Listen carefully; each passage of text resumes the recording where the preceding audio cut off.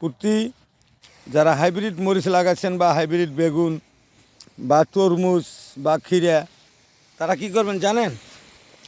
এই যে আমি গাছে কিন্তু পানি দিচ্ছি, দেখেন গাছটা চকচকা হয়ে গেল, এই দেখেন। তাহলে ও উড়ে আসা বিভিন্ন আবহাওয়ামণ্ডলী শীতকালে খুব একটা ভালো থাকে না,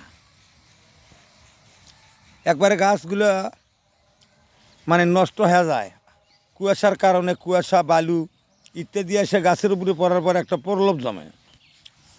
তো সেক্ষেত্রে দেখা গেছে যে হাইব্রিড গাছ বেশি সার দিয়েও এটা আপনারা কিন্তু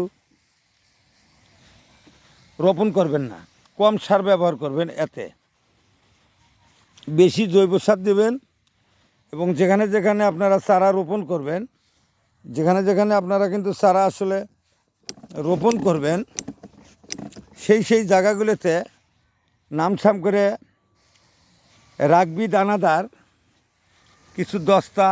এই দেখেন ভাই কীরকম চকচকা হয়ে গেল, দেখেন এর আগের রঙটা দেখেন, আর আমি পানি দেওয়ার পরে কীরকম হলো এই দেখেন। এই 10 দিন পর পর কিন্তু গাছগুলো পরিষ্কার করলে এরকম চকচকা হয়। সাদা পানি দিয়ে প্রতি 10 দিন পর পর আপনারা সাদা পানি দিয়ে গাছগুলো ভিজে দেবেন। তাহলে করে বিভিন্ন আবহাওয়ার উপরে থেকে যে বালু, ধুলে, মাকড়, পোকা গাছগুলোর উপরে এসে বাস করবে, কিন্তু এই বাসগুলো কিন্তু আর করতে পারবে না, এই বাসগুলো আর করতে পারবে না। আপনারা যেরকম গোসল করেন, গোসল করলে শরীরটা কিন্তু পরিষ্কার হয়, এরকম কিন্তু এই যে গাছের উপরে যে এরকম ময়লাগুলো থাকে, আমি স্থিরভাবে দেখাচ্ছি যে ময়লাগুলো কিন্তু চকচকা হয়ে যায়। এই ধুয়ে দেবেন। যখন বর্ষা পার হয়ে যাবে বা প্রাকৃতিক শীত কুয়াশা পার হয়ে যাবে, তখনও কিন্তু আপনারা এইভাবে গাছ দিয়ে পানি দিয়ে পরিষ্কার করে দেবেন। তাতে করে গাছের কুশি বেশি আসবে, ফলমূল মাকড় যদি থাকে তো সেটা সরে যাবে। আসলে এইভাবে যদি কৃষিকাজ করা যায়, খুবই যত্ন সহকারে। কৃষিকাজ কিন্তু আসলে ভাই খুব কঠিন কাজ। আমি একজন কৃষক হিসেবে প্রায় 5 থেকে 7 একর জমি নিজস্ব কৃষিকাজ করি। এই দেখেন আমি পরিষ্কার করতেছি, কুয়াশাচ্ছন্ন আকাশ, বালুর কণা উড়ে আসে গাছগুলো আর বাইল বাড়ায় না, মানে কুশি দেওয়া আসলে বন্ধ হয়ে যায়। অনেক বড় একটা জমি আমি কাঁচামরিচ চাষ করছি, প্রায় আজকে 23 দিন হলো লাগানো। গাছগুলো কিন্তু কেলকাটে লাগানো, এটা সোজা আছে একদম সারিবদ্ধ। এইভাবে সারিবদ্ধভাবে লাগানোর কারণ, এই দেখেন সারিগুলো দেখা যাচ্ছে চমৎকারভাবে। সারিগুলো দেখেন, বড় বৃষ্টি হবে বা আষাঢ় শ্রাবণ মাসে পানিগুলো কিন্তু এই কেলের মধ্যে আসলে বাইরে হয়ে যাবে। দেখেন এই যে কেলটা দেখেন আপনারা। তো ইউরিয়া, টিএসপি, পটাশ আপনারা প্রয়োগ করতে পারেন দফায় দফায়, একবারে খুবই সীমিত। যেখানে যেখানে গাছ লাগাবেন শুধু সেই জায়গাতেই নামছাম করে 2-4টা করে দানা, 2-4টা করে বিষাক্ত দানাদার দিয়া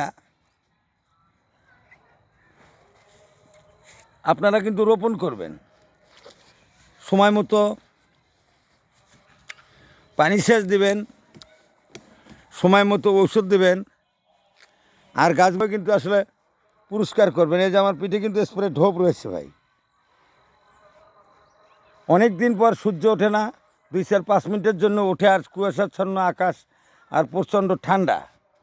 সেই কারণে আমি কিন্তু গাছগুলো দেখেন কীভাবে পরিষ্কার করি, দেখেন পানি ধরছি, গাছগুলো কিন্তু আসলে পরিষ্কার হচ্ছে। তো আপনারা বাংলাদেশে যে সমস্ত কৃষক ভাই আছে, আপনারা যদি কথা বলার পরও যদি মনে না থাকে, সেক্ষেত্রে স্ক্রিনে আমার নাম্বার থাকলো 01794834139, হোয়াটসঅ্যাপ নাম্বার 01845875676। কুলসরোজ ডাঙ্গরকুচি। আল্লাহ বলে আমি আছি, পরিশ্রমে ধন আনে, পুণ্য আনে হলো সুখ, আর পাপে আনে হলো দরিদ্রতা, আর আলসেভাবে আনে হলো দুঃখ। তো যাই হোক, অনেক কথাই আপনাদের সামনে বললাম। আমি আপনাদের কৃষক ভাই। 2026 আজকে প্রথম দিন পড়ল। আমার বাংলাদেশের কৃষক ভাই যেখানে যা আছেন, আমি দোয়া করি আল্লাহর কাছে, আল্লাহ আমার সকল কৃষক যেন আগামী 27 সাল পর্যন্ত মাহবুব তুমি সুস্থ রাখো। এই বলে আমার ছোট্ট একটা ভিডিও আমি এখানেই শেষ করলাম। আসসালামু আলাইকুম।